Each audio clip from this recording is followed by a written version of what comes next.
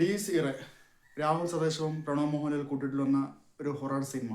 Horror എന്ന് പറയുമ്പോൾ നമ്മൾ വിചാരിക്കുന്ന പോലെ ഒരു പെണ്ണ് പ്രേതം അല്ലെങ്കിൽ നിലവിളി കൂക്കി നിലവിളി അങ്ങനെയുള്ള ഒരു മേക്കിംഗ് ഇതിലില്ല. അങ്ങനെയുള്ള പടമല്ല അത്. പക്ഷെ പേടിക്കാന്ന് വെച്ചാൽ പടം കഴിയുന്നവരെ പേടിച്ച് നമ്മൾ വായ പൊത്തിപ്പോവും. അതുപോലെ തന്നെ തിയേറ്ററിലിരിക്കുന്ന ഓഡിയൻസിൻ്റെ അനാവശ്യമായുള്ള കമൻറ്റുകളും ചില ആളുകളുണ്ട് ഈ പടം തിയേറ്ററിൽ, പ്രത്യേകിച്ച് ഹൊറർ പടം തിയേറ്ററിൽ പോയി കാണുന്ന സമയത്ത് ചില ആളുകളുടെ ചില അലവലാതി വാണങ്ങളുടെ ഓരോ നിലവിളിയും അനാവശ്യ കമൻറ്റൊക്കെ ഉണ്ട്. അതൊക്കെ മാറ്റി നിർത്തി നല്ല രീതിയിൽ ഓഡിയൻസ് കയറുകയാണെങ്കിൽ, നല്ല രീതിയിൽ ഓഡിയൻസ് കണ്ട് ആസ്വദിക്കാൻ പറ്റിയ ഓഡിയൻസ് ഉണ്ടെങ്കിൽ ആ ഒരു ഫ്ലോയിൽ നമ്മളെ കൊണ്ടുപോകും പടം. അത്രയ്ക്കും പേടിക്കാനുള്ള എല്ലാ എലമെൻസും ഉണ്ടാക്കി വെച്ചിട്ടുണ്ട് സംവിധായകൻ രാഹുൽ സദാശിവം. ഭൂതകാലം നമ്മൾ കണ്ടാണ്, ഭൂതകാലം OTT റിലീസായിരുന്നു. ആ ഒരു പടത്തിൻ്റെ കാരണം പുള്ളി എനിക്ക് തോന്നുന്നത് നൈറ്റ് രാത്രി ഇഷ്ടപ്പെടുന്ന ഒരു സംവിധായകനാണ്. ഭൂതകാലത്തിന് അതിന് കഥ ഏകദേശം നൈറ്റ് നടക്കുന്നത്. അപ്പോൾ രാഹുൽ സദാശിവന്റെ റേഞ്ച് നമ്മൾ കണ്ടാണ് ഭൂതകാലം എന്ന സിനിമയിൽ, പിന്നെ ബ്രഹ്മയുഗം. ഞാൻ പറയാനുള്ള കാരണം എന്ന് വെച്ചാൽ അതായത് ഹൊറർ സിനിമ എങ്ങനെ എടുക്കണം എന്നുള്ള നല്ല ക്വാളിറ്റി മേക്കിംഗ് എടുത്തു വെച്ച് രണ്ട് പടങ്ങളാണ്. പേടിക്കാനുണ്ടോ വെച്ചാൽ പേടിക്കാനുണ്ട്, പേടിക്കാനില്ല വെച്ചാൽ പേടിക്കാനില്ല. തൊട്ട് മുമ്പ് ഇറങ്ങിയ നമ്മുടെ ബ്രഹ്മയുഗം, അതിനു മുമ്പ് ഇറങ്ങിയ ഭൂതകാലമൊക്കെ തിയേറ്റർ റിലീസാണെങ്കിൽ ഗംഭീര അഭിപ്രായം കിട്ടിയിട്ടുണ്ടാവും. DC എന്ന് പറഞ്ഞാൽ ഈ പടം നമ്മളിപ്പോൾ OTT ഇറങ്ങി നമ്മൾ ഒറ്റയ്ക്കിരുന്ന് കാണുകയാണെങ്കിൽ സാധിക്കില്ല, കംപ്ലീറ്റ് ആക്കാൻ സാധിക്കില്ല. ഒരുവിധം മനക്കെട്ടില്ലാത്ത ആളുകളൊന്നും ഒറ്റയ്ക്കിരുന്ന് ഈ പടം കാണാൻ സാധിക്കില്ല, എനിക്ക് കാണാൻ സാധിക്കില്ല. കാരണം അത്രത്തോളം നമ്മൾ ആ ഒരു ലോകത്തിലേക്ക് കൊണ്ടുവന്നൊരു എഫക്റ്റീവായിട്ട് പുള്ളി എടുത്തു വെച്ചിട്ടുണ്ട്. പ്രണവിൻ്റെ അഭിനയം എന്ന് വെച്ചാൽ ക്രിഞ്ച് സീന്ന് വിട്ട്, അതായത് പുള്ളിക്കാരൻ കഴിഞ്ഞ പടത്തിലൊക്കെ 1-2 സിനിമയിലൊക്കെ വളരെ ക്രിഞ്ചായിരുന്നു. വിനീത് ശ്രീനിവാസന്റെ പടത്തിലൊക്കെ അനാവശ്യമുള്ള ക്രിഞ്ച് സീനൊക്കെ ആയിരുന്നു. പക്ഷെ ഇത് അദ്ദേഹത്തിന്റെ അഭിനയ ശേഷി എന്താണെന്നുള്ള രീതിയിലും നമ്മുടെ രാഹുൽ സദാശിവം എടുത്തു വെച്ചിട്ടുണ്ട്. പിന്നെ പക്ഷെ BGM കുറിച്ച് പറയുകയാണെങ്കിൽ BGM ഒക്കെ നിങ്ങൾ തിയേറ്ററിൽ തന്നെ പോയി പടം കാണാം. അമ്മാതിരിയുള്ള ഫീലിംഗിൽ BGM ഒപ്പം കോസ്റ്റ്യൂംസ്. ഇതിൽ ഒരു 2-3 സീൻസ് ഉണ്ട്, അതിനിപ്പോൾ പറയുന്നില്ല, അത് സ്പോയിലർ ആവുന്നതുകൊണ്ട് ഞാൻ പറയുന്നില്ല. പക്ഷെ എങ്കിൽ കൂടി നമുക്ക് ആ പടം ട്വിസ്റ്റ് ഒന്നും പറയാനില്ല, ട്വിസ്റ്റ് കാര്യങ്ങളൊന്നുമില്ല. പക്ഷെ എടുത്തിരിക്കുന്ന രീതി, ക്വാളിറ്റി മേക്കിംഗ് ആയാലും ഈ കഥ കൊണ്ടുവന്ന ഒരു ഫ്ലോയിലായാലും നമ്മൾ അങ്ങനെ കഥയുടെ ഒഴുക്കിനനുസരിച്ച് നമ്മൾ അങ്ങനെ പോകും.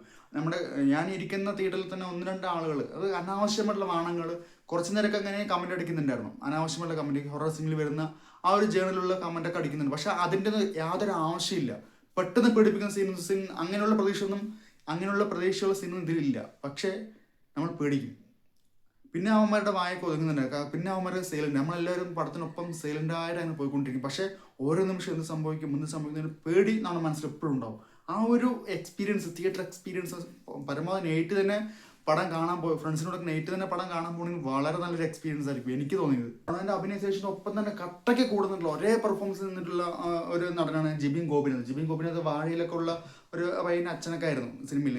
അന്നേ ആളെ നല്ല രീതിയിൽ അഭിനയം ആയ കാഴ്ചവെച്ചിട്ടുണ്ടായിരുന്നു. അദ്ദേഹത്തിന് നല്ല രീതിയിലുള്ളൊരു പെർഫോമൻസ് ചെയ്യാൻ പറ്റുള്ള അവസരം കിട്ടിയിട്ടുണ്ട് പ്രണവിൻ്റെ ഒപ്പം തന്നെ. അപ്പോൾ ഇതിൽ എടുത്തു വെച്ചിരുന്ന ഇതിൽ സംവിധായകൻ, അതായത് നമുക്കറിയാം ഈ പ്രേത പടം എന്ന് പറയുമ്പോൾ വെള്ളസാരം എടുത്ത്, പണ്ടത്തെ സിനിമയിൽ വെള്ളസാരം എടുത്ത് അങ്ങോട്ട് ഓടുക, പെട്ടെന്ന് പ്രതീക്ഷിക്കാതെ പ്രേതമെന്ന് മുന്നിൽ നിൽക്കുക. നമ്മൾ ഈ ലേറ്റസ്റ്റ് ഒരുപാട് സിനിമ കണ്ടാണ്, പൂച്ചക്കണ്ണും കാര്യങ്ങളൊക്കെ ആയിട്ട്. അങ്ങനെയുള്ള പടമല്ല അത്. പക്ഷെ ഇതിലെടുത്തിരിക്കുന്ന ഒരു മേക്കിംഗ്, അതിലാണ് ഈ രാഹുൽ സദാശിവം എന്ന് പറയുന്ന ഒരു ഡയറക്ടറുടെ ബ്രില്യൻറ്റ് എന്ന് പറയുന്നത്. കാരണം നമ്മൾ ഭൂതകാലത്ത് കണ്ടാണ്, ഭൂതകാലത്ത് നമ്മൾ അവസാനം വരെ ഇപ്പം വരുന്നുണ്ട്, ലാസ്റ്റ് വരുന്നൊരു വരവുണ്ട്.